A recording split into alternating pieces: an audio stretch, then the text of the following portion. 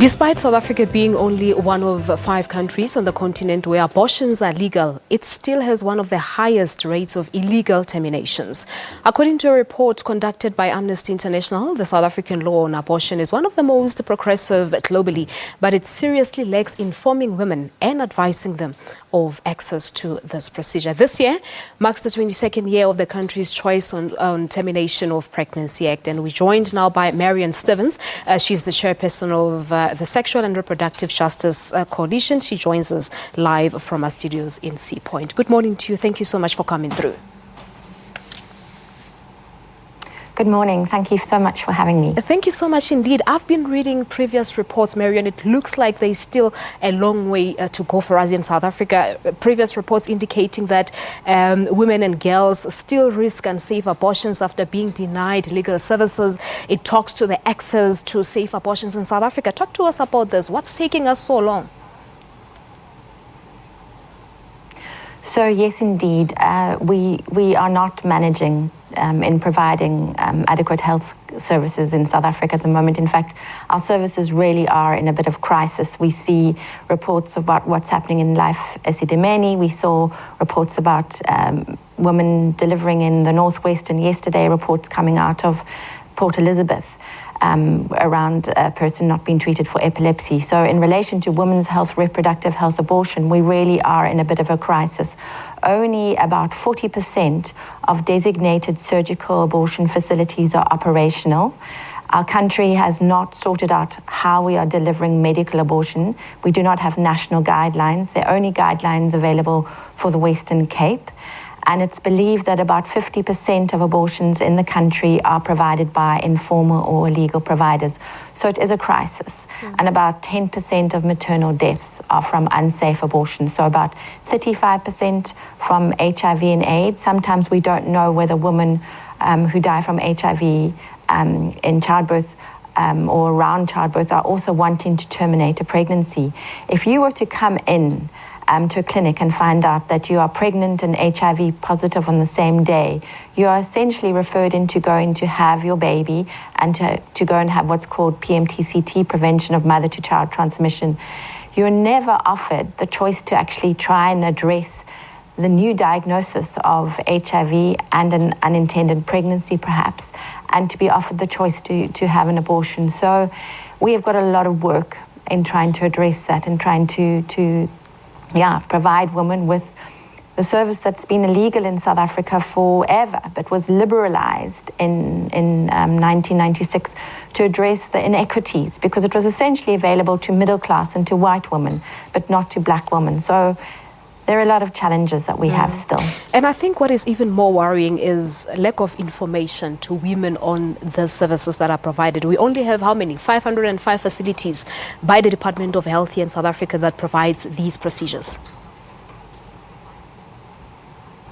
Well, actually, it's not even that. You know, if we look at every single clinic, every single facility should be able to provide a medical abortion. A community clinic. There's no reason why we can't, and those figures are only really addressing surgical terminations. So it really is a problem.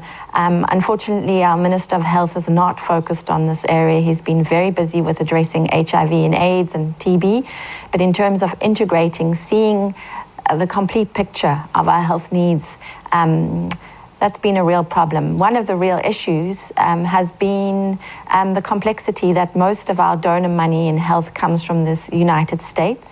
And from 2000 already, many HIV groups, many groups had to sign what's called a gag rule to say that they would not do any work around abortion. They would only do work around particular health issues such as HIV.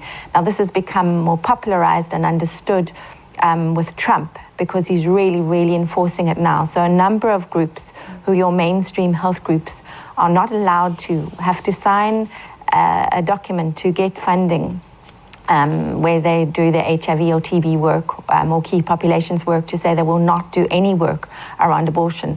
So what does that mean for a government and for a country where abortion is legal? We're not a colony of the United States, and we really need to address our needs as a nation. And the reality is that 1 in 3 women will have an abortion in their lifetimes. but it's absolutely not accessible. And it's dangerous, in particular for poor women and for black women. Yeah, and this accessibilities and the number of facilities that we do have, I believe it also talks to the number of the problem, rather, of illegal clinics that we have on abortion. Yeah. Yes, we have a number of illegal clinics. I mean, they're ubiquitous. You see them advertised at stations. You see them advertised at bus stops. You see them in graffiti, and there's demand. Women will always need this service. Whatever you believe about it, most women you do know would have opted for this choice, however unfortunate that might be. And when there's demand, there's supply. And so illegal providers have capitalized on that. Sometimes on the web, you go find a provider and you think that they're legit and they've got an office and it looks fine. But they're actually not providing you with the correct dosage. It would be unsafe. They might be providing you with the incorrect medication. When you have a medical abortion, you need 2 different types of drugs, not just one. And sometimes they will provide you with the cheaper one that's not going to work completely. So it really is a challenge. They often also provide to you at a later stage. So, towards, 16, 17, 18 weeks where you really need a very specific procedure. It's still absolutely safe, but you can't really do this, at home. Be given tablets at home and do that. You need to be in a facility. It needs to be legal.